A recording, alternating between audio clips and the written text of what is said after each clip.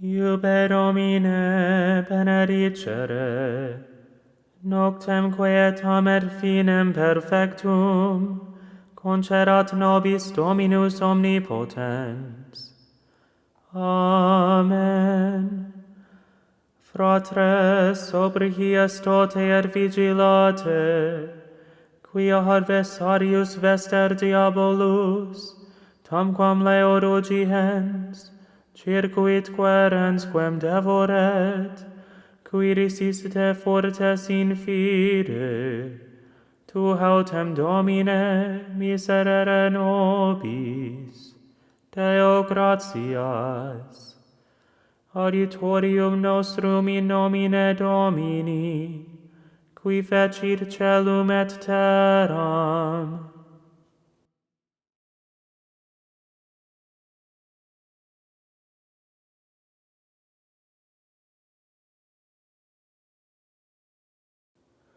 Confiteor Deo omnipotenti, Beate Mariae semper Virgini, Beato Michaeli Arcangelo, Beato Ioanni Baptiste, Sanctis Apostolis tuis Petro et Paulo, et omnibus sanctis, quia peccavi nimis, cogitatione, verbo et opere, mea culpa, mea maxima culpa, ideo precor Beata Mariam semper Virginem, Beatum Michaelem Archangelum, Beatum Ioannem Baptistam, Sanctos Apostolos Petrum et Paulum, et omnes sanctos, orare pro me ad Dominum Deum nostrum.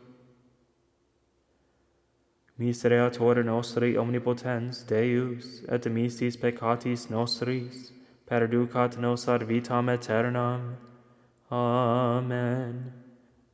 Indulgentiam absolutionem et remissionem peccatorum nostrorum tribuat nobis omnipotens et misericors Dominus. Amen.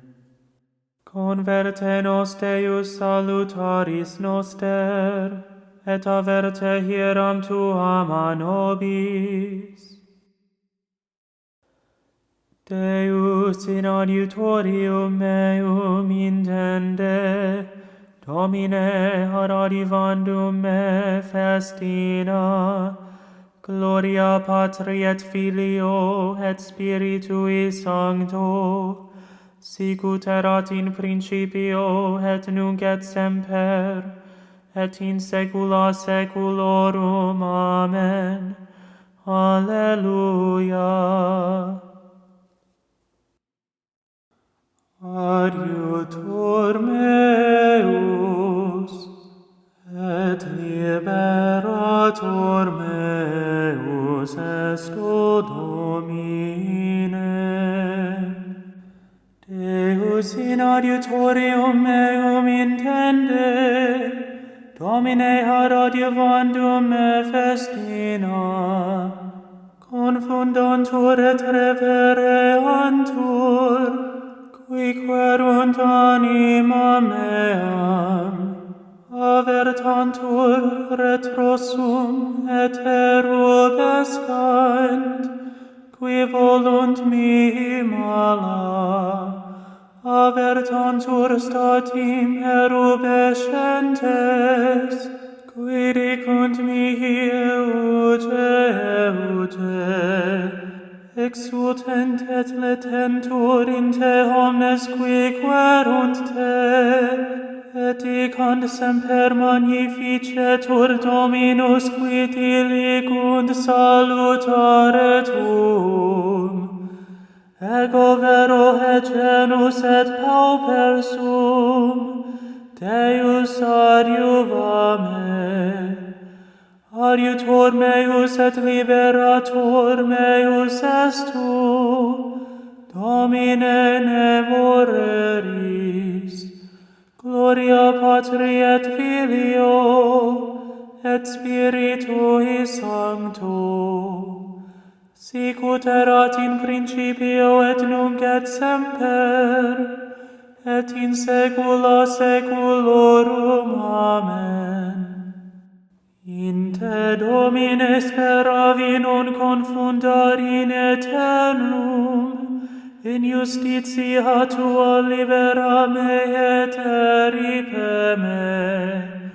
Inclina ad me haurem tuam, et salva me.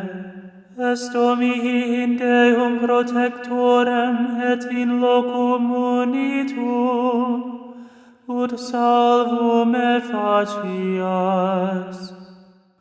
Quoniam firmamentum meum, et refugium meum est tu, Deus meus eripe me de manu peccatoris, et de manu contra legem angentis et iniqui. Quoniam tu es pautientia mea Domine, Domine spes mea ad juventute mea. In te confirmatus sum ex utero, te ventre matris me tu es protector meus. In te cantatio mea semper, tamquam prodigium factus sum utis, et tu adiutor fortis. Repleatur vos meum laudeut contem gloriam tuam, tota die magnitudinem tuam. Ne proicias me in tempore senectutis, cum defecerit virtus mea ne derelinquas me. Quia dixerunt inimici mei, et quid custodi hebant anima meam, consilium fecerunt in unum. Dicentes Deus, derelinquit eum, persequimini et comprehendite eum, quia non est qui eripiat. Deus ne longeris a me, Deus meus in auxilium meum respice. Gloria Patri et Filio, et Spiritui Sancto, sicut erat in principio et nunc et semper, et in saecula saeculorum. Amen.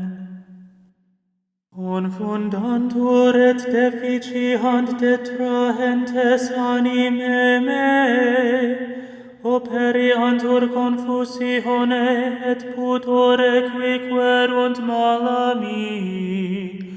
Ego autem semper sperabo, et adiciam super omnem laudem tuam.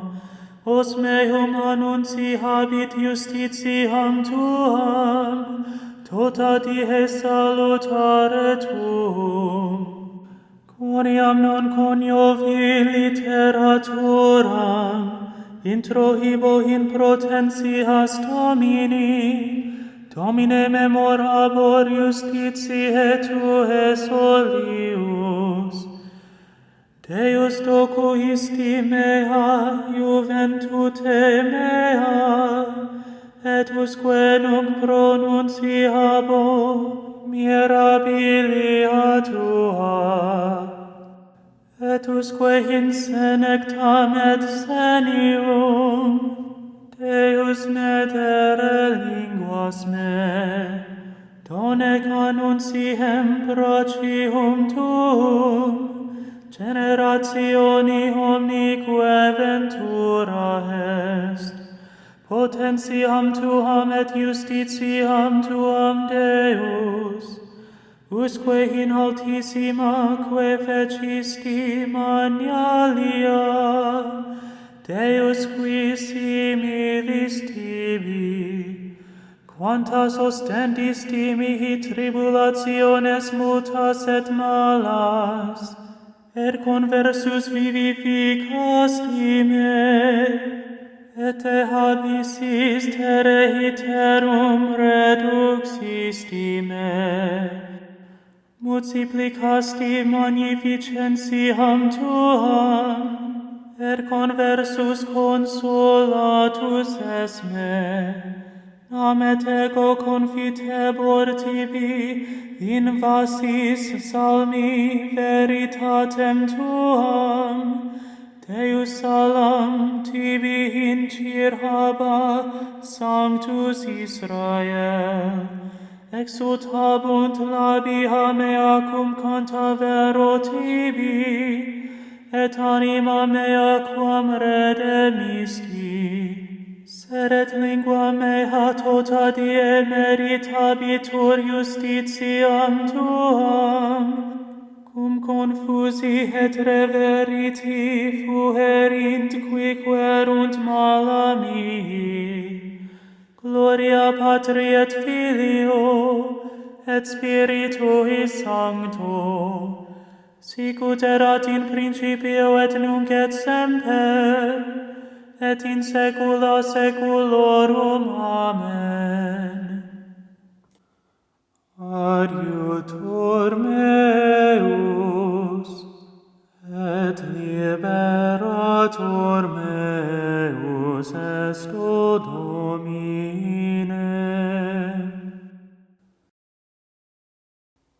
Te lucis ante terminum, rerum creator poscimus, ut pro tua clementia, sis presul et custodia, procure ceransu mia, et noctium phantasmata, ostemque nostrum comprime, ne polluantur corpora, presta pater pissime, patrique cum baronice, cum spiritu paraclito, regnans per omnes saeculum.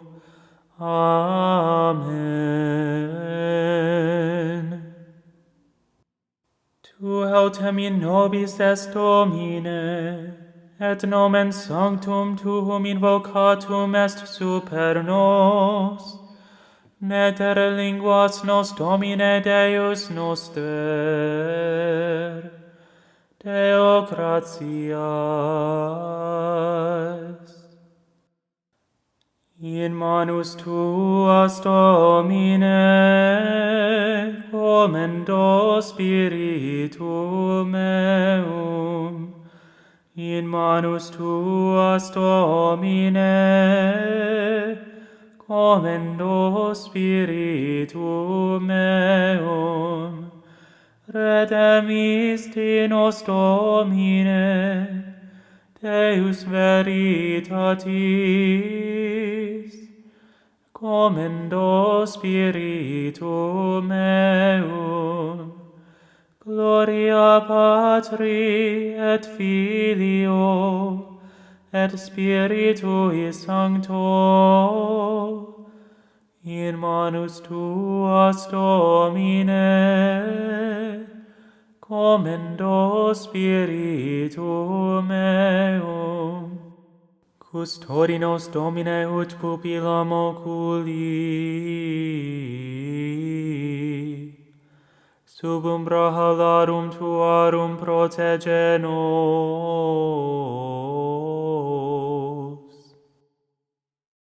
Salva nos, Domine, vigilantes, custodi nos dormientes, ur vigilemus cum Christo,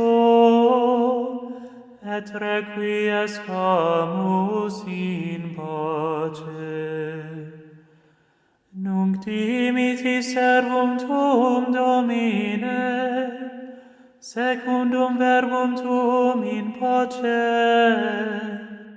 quia viderunt oculi mei, salutare tuum, quor parasti ante faciem omnium populorum, lumena revelationem gentium, et gloriam plebis Tuae Israel. Gloria Patri et Filio, et Spiritui Sancto, sicut erat in principio et nunc et semper, et in saecula saeculorum. Amen. Salva nos Domine vigilantes, custori nos dormientes, ur vigilemus cum Christo, et requiescamus in pace. Domine exaudi orationem meam, et clamor meus a te veniat. Oremus, visita quesumus Domine habitationem, istam et omnes insidias inimici habea longe repelle. Angeli Tui sancti habitent in ea, qui nos in pace custodiant, et benedictio Tua sit super nos semper, per Dominum nostrum Iesum Christum Filium Tuum, qui tecum vivit et regnat in unitate Spiritus Sancti Deus, per omnia saecula saeculorum. Amen. Domine exaudi orationem meam, et clamor meus a te veniat. Benedicamus Domino, Deo gratias. Benedicat et custodiat nos omnipotens et misericordias Dominus Pater et Filius et Spiritus Sanctus. Amen. Salve Regina, Mater misericordiae, vita rogero et spes nostra salve. A te clamamus, exules filii Eve, a te suspiramus, gementes et flentes in hoc lacrimarum vale. Ea ergo advocata nostra, illos tuos misericordes oculos ad nos converte. Et Iesum benedictum fructum ventris Tui, nobis post hoc exilium ostende. O clemens, O pia, O ducis, Virgo Maria.